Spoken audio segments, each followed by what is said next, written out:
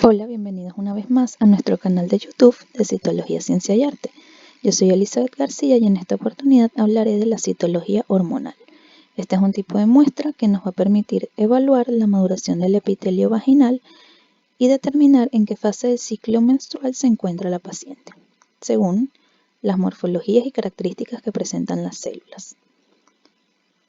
Las fases del ciclo menstrual son 4. La fase menstrual o endometrial, la fase folicular o proliferativa, la ovulación y la fase luteínica o secretora. La fase menstrual no es más que el sangrado menstrual.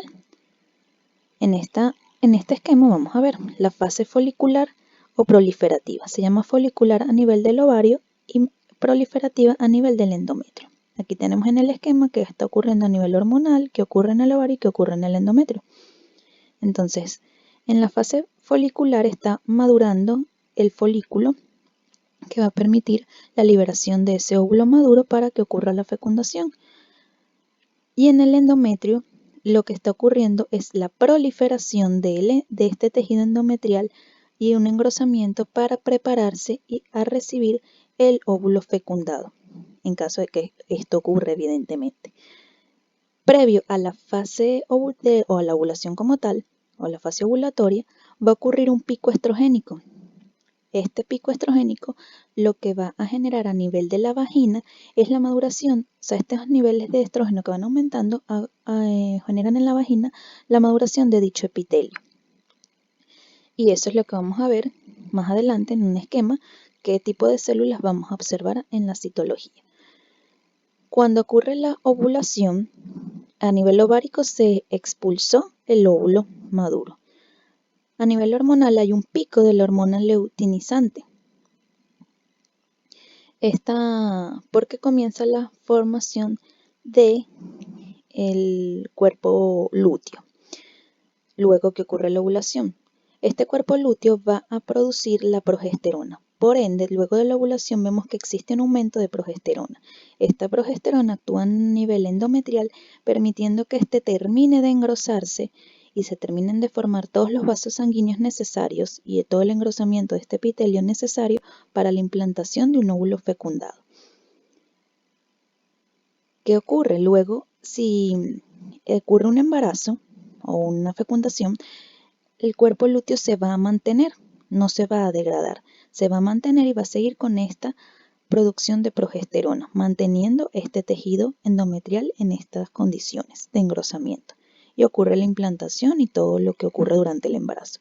En caso de que no ocurra una fecundación, los niveles el cuerpo lúteo se va a degenerar y los niveles de progesterona van a decaer, causando así que se desprenda todo este tejido endometrial. Esto es lo que conocemos como fase lútea o luteinizante. Y en el caso del ovario y a nivel endometrial se llama fase secretora. Entonces, ¿qué ocurre a nivel citológico? A nivel citológico nos interesan los niveles de estrógeno y progesterona, principalmente los niveles de estrógeno, que son los que nos van a mantener esas células maduras. Recordemos que el estrógeno es el que va a permitir la maduración del epitelio plano estratificado no queratinizado, que es el epitelio vaginal y exocervical. Entonces, en una fase postmenstrual, después de que ocurre el sangrado menstrual, vamos a observar principalmente células intermedias. Este tipo de células intermedias pueden ser entre células intermedias maduras e inmaduras, predominio de células intermedias. Eso es lo que vamos a observar. ¿Qué ocurre? Luego viene la fase preovulatoria, están los niveles de estrógeno elevados, como vimos en la gráfica, lo que origina una maduración del epitelio, por lo tanto, las células intermedias van a ser más escasas y van a predominar las células superficiales, porque ese epitelio está madurando. Cuando alcanzamos la ovulación, que es el pico máximo de estrógenos, las células que van a predominar van a ser las células superficiales. El extendido citológico va a estar constituido principalmente por células superficiales. Luego que ocurre el proceso ovulatorio, es decir, ya en la fase postovulatoria, vamos a tener que estas células superficiales ya prácticamente no están y lo que tenemos es un proceso de generalmente se observa una citólisis porque comienza a predominar las células intermedias y recordemos que en una vagina donde hay una microbiota normal, que va a ser la microbiota bacilar, ella se alimenta del glucógeno de las intermedias y vamos a observar este tipo de extendidos en la fase posovulatoria, porque ya se descamaron prácticamente todas las células superficiales, entonces el predominio va a ser de células intermedias. Recordemos que en esta fase los niveles de progesterona están bastante elevados. Luego, ¿qué ocurre? La fase premenstrual ya comienza un proceso de descamación mayor de las células y recordemos que en esta fase los niveles estrogénicos están un poco bajos, por lo que entonces el predominio de células va a ser de células intermedias también, pero en este caso no se va a ver tanto esta degeneración celular causada por la microbiota. Y entonces generalmente en esta fase existen elementos inflamatorios causados que son producto de todo lo que está ocurriendo a nivel hormonal durante este proceso.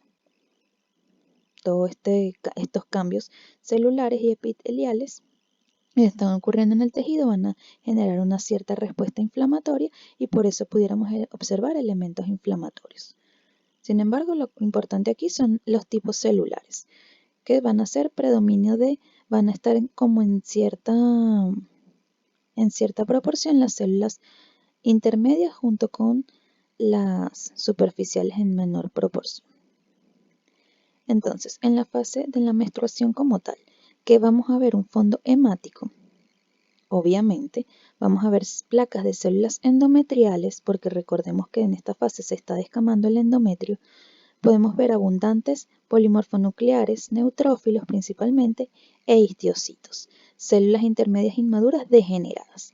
Recordemos que no se recomienda tomar la muestra citológica en esta fase, pero igual debemos conocer qué elementos debemos observar en esta, porque generalmente durante la menstruación el fondo seremático es un fondo bastante sucio que nos impide ver las células.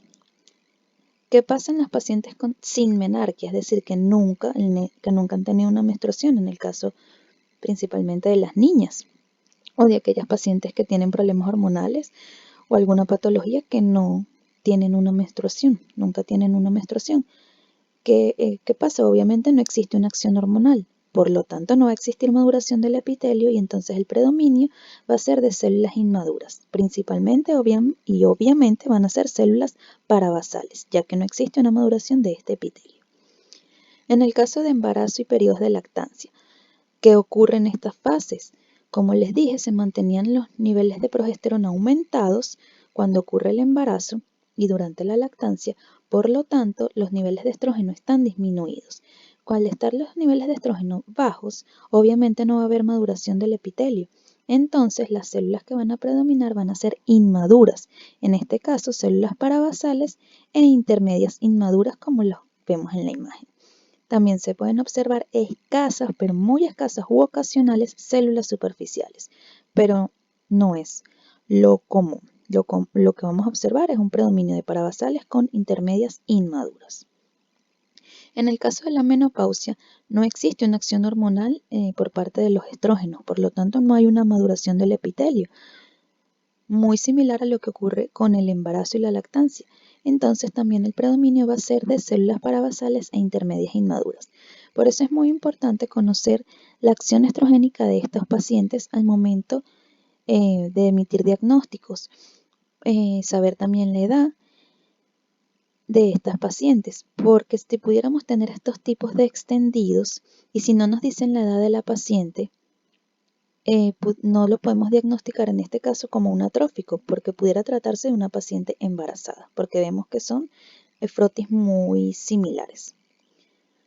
Entonces es importante para diagnosticar un atrófico saber la edad de la paciente y si la paciente tiene terapia de reemplazo hormonal, es decir, si no está tomando hormonas, si las está tomando o no las está tomando, y para esos casos existen reportes particulares. En el caso de que las esté tomando, si la paciente tiene una terapia de reemplazo hormonal, obviamente va a existir una acción de estrógenos y esto que está aquí no es lo que vamos a observar, sino vamos a observar células maduras, es decir, células intermedias y superficiales. Por eso toda esa información clínica es importante tenerla al momento de emitir un diagnóstico, porque nos pueden decir que es una paciente de 60 años y nosotros esperaríamos obtener este tipo de frotis.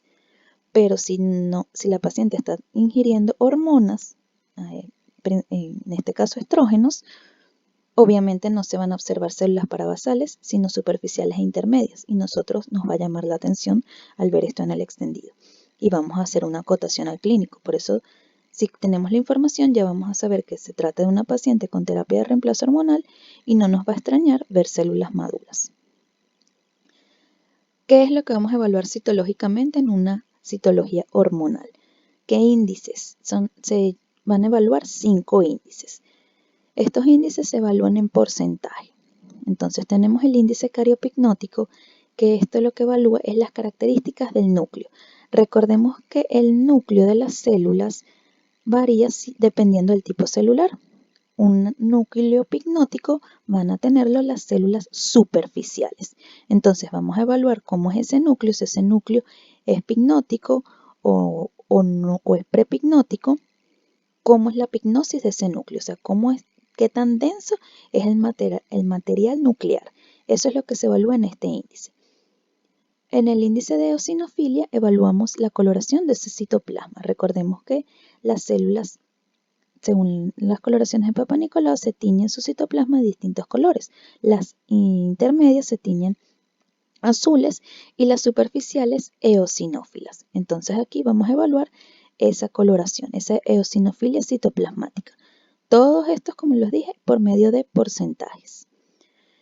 El índice de plegamiento. Recordemos que las células intermedias se pueden plegar y sobre todo en las fases postovulatorias, ya que existe una descamación abundante de células, principalmente de células intermedias, entonces estas van a tender a plegarse, que es lo que antes se conocía como células naviculares. Entonces debemos también evaluar eso.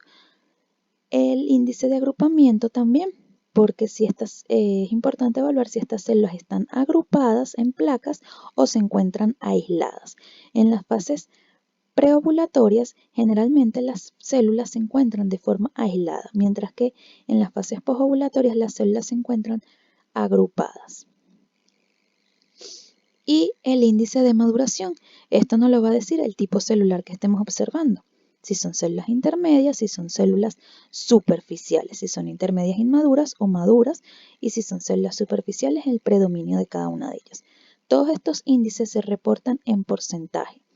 Entonces vamos a ir evaluando cada uno de ellos, cuál es el predominio, en el caso de la pignosis, cuál es el predominio, si es picnóticos o prepicnóticos, en el caso de la eosinofilia, si hay eosinofilia o no, en qué porcentaje. Todo esto, la evaluación hormonal muchas veces puede diferenciar, o sea, pueden existir diferencias entre un profesional y otro, pero diferencias mínimas. ¿Por qué? Bueno, cada quien tiene como su percepción al momento de hacer un porcentaje, porque evidentemente no vamos a hacer un contaje de todo el extendido de cuántas células eosinófilas hay, cuántas están plegadas. Obviamente no, porque es una cantidad celular considerable como para ponernos a contarlas, sino que eso es algo que se hace muy al ojo de cada quien. Pero los porcentajes pueden variar de un profesional a otro, pero mínimo, o sea, de una forma mínima. Mientras una persona puede quizás reportar un índice cariopicnótico de 80%, otro lo pudiera reportar de un 85%. O sea, ahí seguiríamos estando en la misma fase del ciclo menstrual.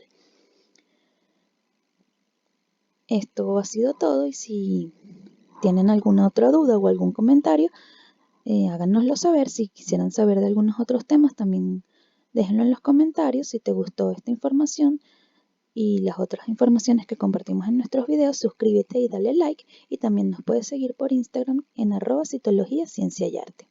Espero que haya sido de su provecho esta información.